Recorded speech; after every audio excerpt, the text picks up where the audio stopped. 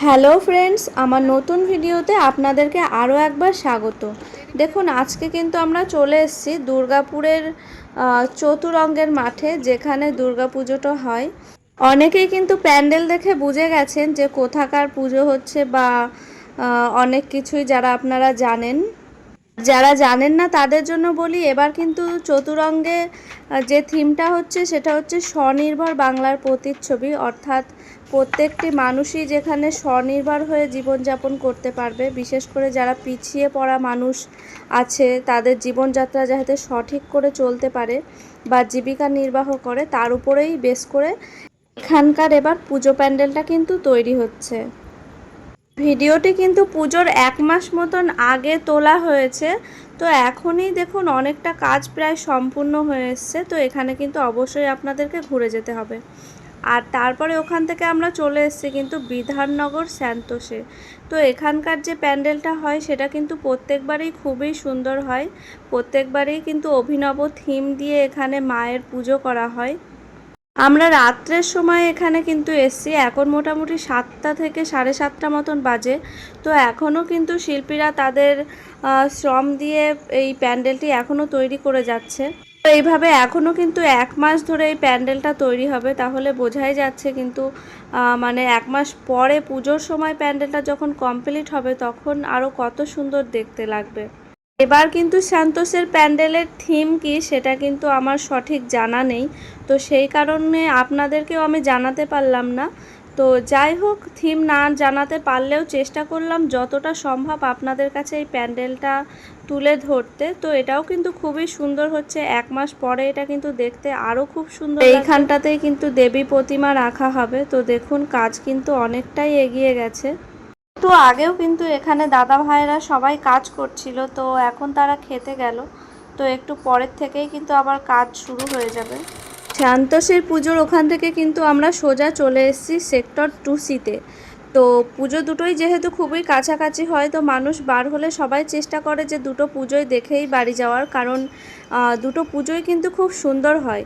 তো এবারও দেখো যে প্যান্ডেলটা কত সুন্দর বা কত বড়োভাবে তৈরি হচ্ছে।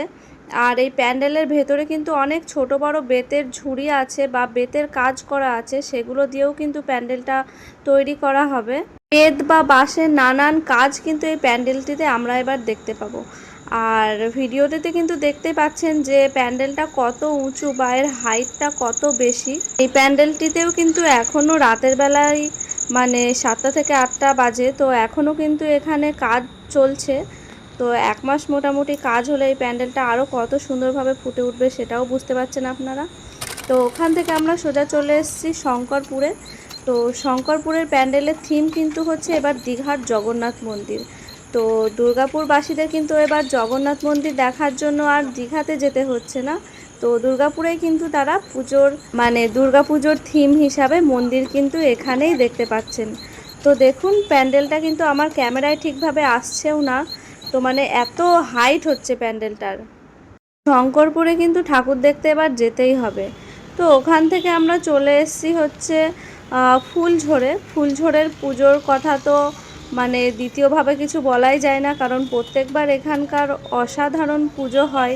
মানুষ সবাই জানেন আপনারা যারা এখানে আসেন। তো এবার এখানের থিম কিন্তু হচ্ছে মাটির টানে। মানে আমরা যারা শহরে বা বাইরে থাকি তাদের কিন্তু মনের মধ্যে একটা মাটির টান বা আমাদের বাড়ির প্রতি দেশের টান কিন্তু একটা থেকেই যায়। তো সেই হিসাবেই একটা থিম এখানে হবে যে মাটির টানে। তো বা যারা আমাদের ছোট ছোট বাচ্চারা যারা ছোটোবেলায় পড়াশুনোর কারণে বা কোনো কারণে বাইরে থাকতে হয়, তারা কিন্তু নিজের বাড়ির প্রতি অর্থাৎ মাটির প্রতি কিন্তু একটা আলাদাই টান অনুভব করে। তো সেই সমস্ত জিনিসের উপর বেস করে কিন্তু এই প্যান্ডেলটা হচ্ছে। আর এই সমস্ত কথাগুলোই কিন্তু এখানে থাকা একটা দাদাভাই আমাকে জানালেন। তাহলে কিন্তু বুঝতেই পারছেন যে 2025-এর প্যান্ডেল হপিংয়ে কিন্তু ফুলঝোরকে অবশ্যই রাখতে হবে, নয়তো কিন্তু অনেক বড় জিনিস কিন্তু আপনারা মিস করে যাচ্ছেন। তাহলে কিন্তু এক কথায় বলাই যায় যে দুর্গাপুরের প্রত্যেকটা পুজোই কিন্তু এবারও অসাধারণ হচ্ছে। তো প্রত্যেকটা প্যান্ডেলেই পারলে ঘুরে আসা কিন্তু উচিত আমাদের। তো তারপর ওখান থেকে আমরা সোজা চলে আসলাম কিন্তু সেপকোতে। আর সেপকোতের প্যান্ডেলটা দেখেও কিন্তু আপনারা বুঝতে পারছেন যে কত সুন্দর। প্যান্ডেলটা তৈরি হচ্ছে। আর এখানকার কিন্তু এবারের থিম হচ্ছে রত্নগর্ভা। প্যান্ডেলটার হাইট জাস্ট একবার আপনারা দেখুন, পাশে যে জলের ট্যাঙ্ক রয়েছে প্রায় তার সমান উঁচুতে এই প্যান্ডেলটা হচ্ছে। হ্যালো ফ্রেন্ডস, আমরা কিন্তু এখন আছি গোপাল মঠে। আর গোপাল মঠের এবারের দুর্গাপুজোর থিম কিন্তু হচ্ছে বৃন্দাবনের প্রেম মন্দির। বৃন্দাবনের প্রেম মন্দিরের কথা আমরা সকলেই জানি, তাহলে বুঝতে পারছেন এবার কিন্তু গোপাল মঠে খুব সুন্দর থিম হতে চলেছে। তাই আপনারা কিন্তু অবশ্যই এখানে আসার চেষ্টা করবেন। আর যারা দূর থেকে আমার ভিডিওটি দেখছেন তারা কিন্তু ভিডিওটির সাথে থাকবেন, কারণ প্যান্ডেলটি কমপ্লিট হয়ে যাওয়ার পরে আবার এখানে আসা হবে। তো পুরো সম্পূর্ণ যখন হবে প্যান্ডেলটা তখন কিন্তু আপনারা দেখতে পাবেন। ভারতের উত্তরপ্রদেশের মথুরা জেলার বৃন্দাবনে কিন্তু এই প্রেম মন্দিরটি অবস্থিত। আর এই মন্দিরটি প্রতিষ্ঠিত করেছিলেন কিন্তু শ্রী কৃপালুজি মহারাজ। আর 2001 সালে এই মন্দিরটি কিন্তু নির্মাণ কার্য শুরু করা হয়েছিল। আর 2012 সালে কিন্তু এই মন্দিরটির উদ্বোধন করা হয়েছিল খুবই ধুমধামের সঙ্গে। আর আপনারা যারা প্রত্যেক বছর আসেন গোপাল মঠে তারা কিন্তু জানেন প্রত্যেকবারই কিন্তু এখানকার থিম, এখানকার পুজো প্যান্ডেল প্রতিমা সবই কিন্তু থাকে আলাদা বা অসম্ভব সুন্দর। আর এবারও কিন্তু তার বিপরীত কিছুই হবে না, প্রত্যেকবারের মতো এবারও কিন্তু খুবই সুন্দর পুজো মণ্ডপ দেখা যাবে। আর এবার কিন্তু আমরা চলে এসেছি বেনাচিতির ভিরিঙ্গির নবারুণ ক্লাবে। তো এই নবারুণ ক্লাব সম্পর্কে বা এখানকার পুজো সম্পর্কে কিন্তু আলাদা করে কিছু বলা লাগে না, কারণ প্রত্যেকবার এখানকার পুজো বা লাইটিং বা দেবী প্রতিমা সবই কিন্তু থাকে একটি আলাদা চমক। তো এবারও কিছু তার কম হবে না। তো দেখুন এই যে পুজো মণ্ডপ পুরোটা তৈরি হচ্ছে এখনও। আর এই যে দুই ধারে এইভাবে সিঁড়ি করা আছে, দুই দিক থেকেই আপনারা উঠতে পারবেন। আর এই যে প্যান্ডেলটা দেখুন বাইরে কতটা সুন্দর লাগছে। আর বাইরে যতটা সুন্দর লাগছে তার থেকেও কিন্তু বেশি সুন্দর লাগছে এই ভেতরের কাজগুলি। তো এখানকার থিম সম্পর্কে কিন্তু সঠিক ধারণা আমাদের নেই। তো কিছু মানুষের সঙ্গে কথা বলে জানা গেল হয়তো থাইল্যান্ডের কোনো একটি মন্দিরের উপর বেস করে এই প্যান্ডেলটি হতে চলেছে। নবারুণের পর কিন্তু আমরা সোজা চলে এসেছি অগ্রণীর ক্লাবে। তো এইবার এখানকার থিম হচ্ছে থাইল্যান্ডের অরুণ মন্দির। তো এই মন্দিরে আসার সাথে সাথে কিন্তু যখন আমি ভিডিও করছিলাম তখন একজন দাদা আমাকে জিজ্ঞাসা করে যে আপনার ক্যামেরায় কি সমস্ত প্যান্ডেলটা একবারে ছবি তোলা যাচ্ছে? তো আমাকে কিন্তু বাধ্য হয়ে উত্তর দিতেই হয়েছিল যে না, মানে প্যান্ডেলটার হাইট আপনারা চিন্তা করুন। দাদা ভাইটা আমাকে এটাও বললেন যে আপনি যদি আরও এক সপ্তাহ পরে আসেন তাহলে কিন্তু প্যান্ডেলটার একটা আলাদা রূপই আপনি দেখতে পাবেন। তো আমরা কিন্তু আজকে এসেছি মোটামুটি 1 মাস মতন আগে পুজোর।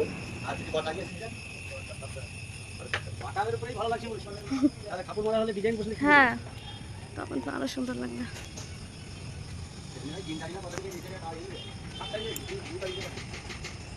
এবারে থিম কি? অরুণ টেম্পল। প্যান্ডেলটির ভিতরে যে নিখুঁত অসাধারণ কাজগুলো রয়েছে সেগুলো আপনারা একবার দেখুন যে কতটা সুন্দর লাগছে। আর এগুলো 1 মাস পরে যখন কমপ্লিট হবে তখন আরও কত সুন্দর লাগবে। তো এই যে সমস্ত প্রত্যেকটা প্যান্ডেলে ঘুরলাম বা প্রত্যেকটা প্যান্ডেলের যে অসাধারণ নিখুঁত কাজ এখানকার শিল্পীরা করেন তাদেরকে অসংখ্য ধন্যবাদ। কারণ তারা না থাকলে কিন্তু এত সুন্দর নিখুঁতভাবে কাজ কিন্তু আমরা কোনোদিনই দেখতে পেতাম না। বা প্রত্যেক বছর এইভাবে তারা যে কঠোর পরিশ্রম করে আমাদের সামনে এত সুন্দর প্যান্ডেল প্রতিমা সবই আমাদের সামনে তুলে ধরেন, সেগুলো কিন্তু আমরা কোনোদিনই দেখতে পারতাম না। এরপর এখন আছে কিন্তু মার্কনের পুজো, আর এটা থাকবে কিন্তু নেক্সট ভিডিওতে। ততক্ষণে কিন্তু আপনারা আমার সাথে থাকবেন। আর যদি ভিডিওটিতে একটুও ভালো লেগে থাকে তাহলে অবশ্যই লাইক করবেন, সাবস্ক্রাইব করবেন আর আমার পাশে থাকবেন। তো আজকের মতো টাটা বন্ধুরা।